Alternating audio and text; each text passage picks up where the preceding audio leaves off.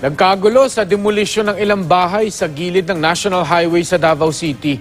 Tatlong dinampot ng pulisya matapos magmatigas. Makibalita tayo kay Argil Relator ng RTV1 Mindanao.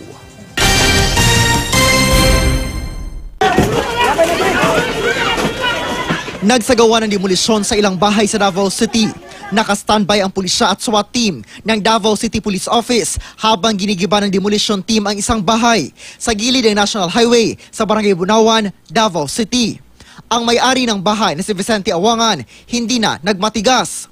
Noong binili umano nila ang bahay, alam daw nilang hindi kasama ang lupa, kaya handa silang paalisin anumang oras. Pag palit sa tag-iya daw ni Makiril, ang Bakiril, yuta, dugay namin nag-advise nga pahawaon. Wala na pa yung nagpuyo. Kaya dili man yung lote, mo lang diya nga tagaan lamig assistance ba. Mao na mo pa kayo. Pero ang may-ari ng isa pang bahay sa lugar, nagmatigas, nasisirain na ang kanyang bahay.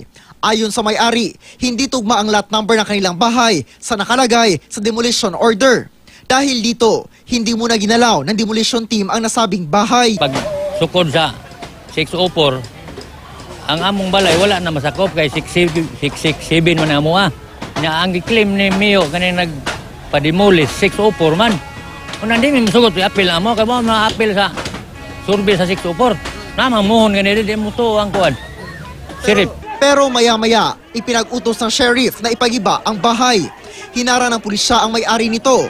Uumpisahan pa lang sana ang demolition. Biglang nagkagulo.